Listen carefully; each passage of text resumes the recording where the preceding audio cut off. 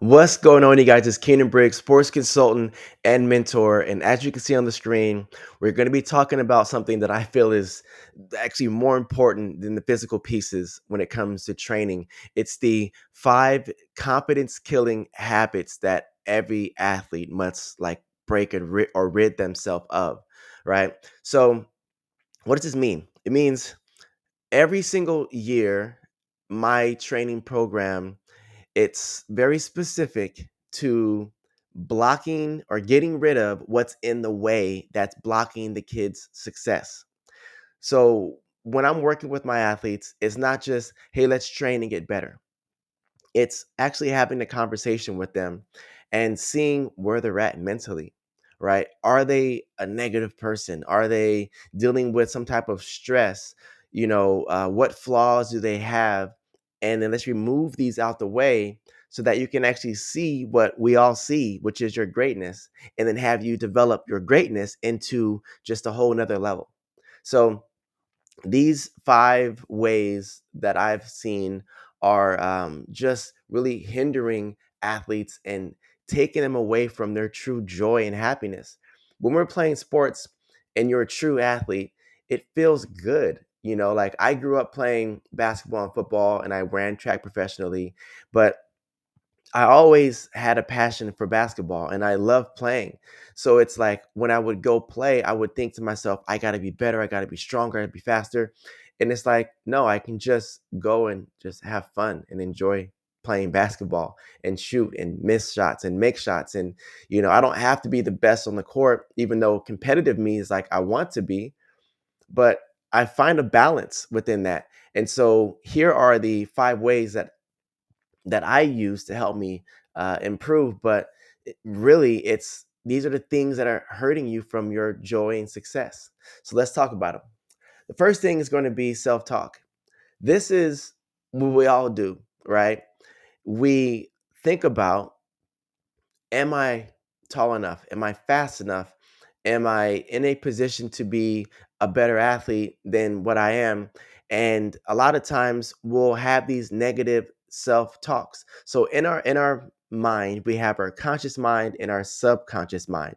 The conscious mind is the conscious you, right? The you that is alive, awake, alert, all these things. The subconscious mind is the mind that is doing things automatically, such as beating your heart, sweating for you whenever you get hot, like digesting your food, all these things. The subconscious mind operates between 90 and 95% of your thoughts per day. And these thoughts are acted upon because the thoughts that are happening, your brain is processing these thoughts and then your body does. So there's a lot more to that, but we'll stay there for now, right? When you have programmed it to say, I don't think I'm good enough, and you say this to yourself all the time consciously, well, then subconsciously, these thoughts are on replay over and over again. And the problem with that is your body acts and does those exact things. So if your inner hater is actually active and you're not positive and you're thinking the worst case scenarios and talking down to yourself, what's actually happening is you're becoming just that. So negative self-talk is what many, many athletes do that hurt their success. They hurt their progression in their athletic ability because they have certain belief systems that aren't conducive to their success. So stop doing that. The next thing is going to be fear, right? Many athletes are so worried about what could happen before it's ever happened. They have this beautiful route that is going to get them to the exact goal that they have, but yet they throw stones on this route that deter them and make it so much harder and more of a bumpy road when they don't have to.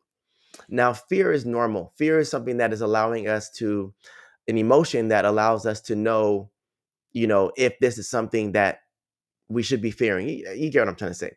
But at the end of the day, fear can be something that stops us or it could be something that adds to our success.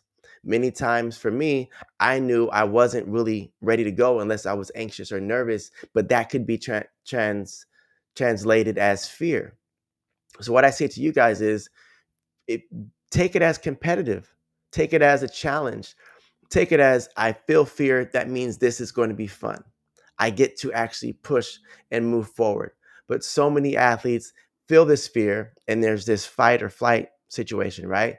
And they fly away and they run away from the challenges and adversity when the reality is on the other side of fear is success. It's a whole new being, it's a whole new world. Take the challenges and move forward and don't let fear ever take you out of your element and take you away from success. The next thing is comparison. It's more relevant to this generation, so for my generation, I didn't grow up with social media until college, but basically whenever I would compare myself, it was just to those around me. And that was it. It wasn't always thrown in my face. It was just whenever I saw athletes, I would say this athlete's pretty good, and then I would compare myself to that. But you guys nowadays are dealing with so many elements, so many ways to affect your overall confidence when it comes to comparing because you physically have tangible numbers.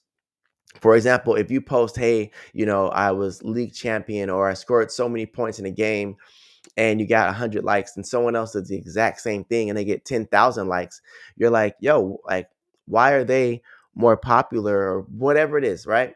And so it's tough, but the reality is when you compare yourself to others, you're always going to be worse. There's always something out there that's perceived as better. So comparison, there's this quote that they say, I don't know the full quote. I'll have to look it up or put it somewhere. But basically it's like it's the gateway to failure, right? If you're living the best moment of your life and instead of enjoying this, you say, "Oh, well someone else already did it." You just ripped apart the success you just had. Be happy, enjoy all the moments. If this is your first time jumping in a basketball and touching the net, don't say, "Oh, well, other people can dunk at my age." This is your first time touching the net. Go celebrate that, right? Your body's doing something it's never done before. If you can't celebrate yourself, that's fine. Then go celebrate your body for doing something it's never done before. Don't be your hater. Get rid of that and enjoy every moment. The next one's going to be the past. Get rid of the past, right? So many times athletes say, "Oh, well, the last time I came to this soccer field, I rolled my ankle." And now they're not playing how they really want to play because of the fear of the past, right? It's like you get so many chances to relive life and make changes. Go make those changes. An honest true story that I had, just to be transparent and vulnerable. So my high school, I played basketball there, and I would go back to their alumni. They would have an alumni basketball game where the alumni would play the varsity team. And I went and I was having fun. And then one of the kids just turned weird and was playing super hard. And I was like, "Well, you're playing way too hard." Either way, he turned and his crown of his head hit my face and broke my face. And it was a very scary time. And like I could have lost my eyesight. I could have been in so many negative situations, right?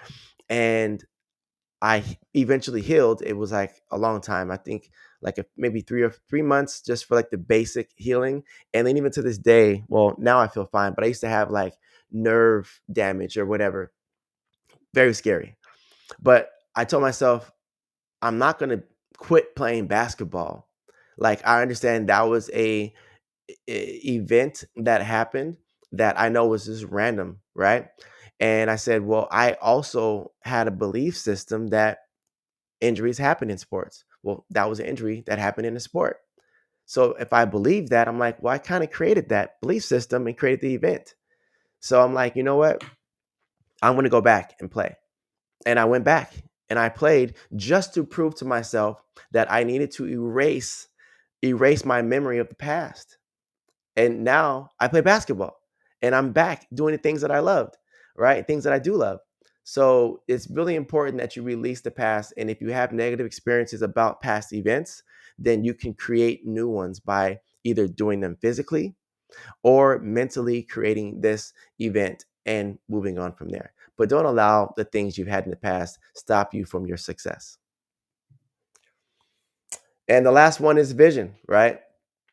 What affects athletes in a negative way when it comes to their confidence is honestly not having a plan, right? If you don't have goals, you don't have a destination or a plan, it's kind of like, let's say you hop onto a boat. Someone says, "Hey, I'll take you wherever you want to go, anywhere you want to go in the world. We're going to go there by sea. Where do you want to go?" And you say, "I don't know, just go that way." Cool. They go.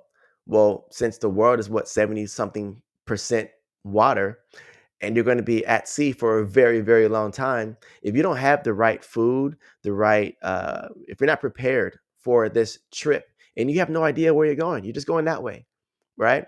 Like you might get there and it's the North Pole or the South Pole. Like I don't know. You must be prepared for where you're going. And so having a vision, having a goal is going to help create more confidence within you. Why? Because you're kind of packed and ready for it, right? If you're packing for Antarctica, you're probably going to have some clothes that are warm and that are suitable for where you're going. You also know it's going to take anywhere between a year to 2 years to get there by boat. Well, then you're going to have enough food. You're going to have so many things there, right? And now you're more confident because you know, I know where I'm going, or at least I'm headed in the right direction. So having a set goal that's defined is going to really support you in this journey and boost up your level of confidence. So all in all, these five areas is going to help make you become that much more of a confident, happy, joy-filled athlete, and it just makes everything so much more fun. So if you enjoyed this actual conversation, I actually have an event that I have online. It's not really an event, but it's a challenge. And this challenge is called the Peak Performance Challenge. Let me pull this up here. And this Peak Performance Challenge is teaching you the tools to master your mind and the way that you think, and it's going to boost up your confidence, boost up the way that you're able to respond, your resilience, all these things. As a professional track and field athlete, I had to deal with so much adversity, so many challenges. And what I've done in the process is I've assessed what I did, and then I applied that to my athletes and saw their success. And if you're watching this, you know me and you know the Leap Squad, you've known Leap Squad Academy and the success we've had in the jumps and field area. Well, this is taught to them. And now I've packaged it to where you can actually learn and develop and utilize these tools for the sports that you're in. It's for all sports. It's going to help you become, oh man, so much stronger, have so much more willpower, and just really enjoy your process. Go ahead and check that out. The website or the information can be put down below. Check that out and enjoy the rest of your career and season. And honestly, I do wish you the best. Till next time.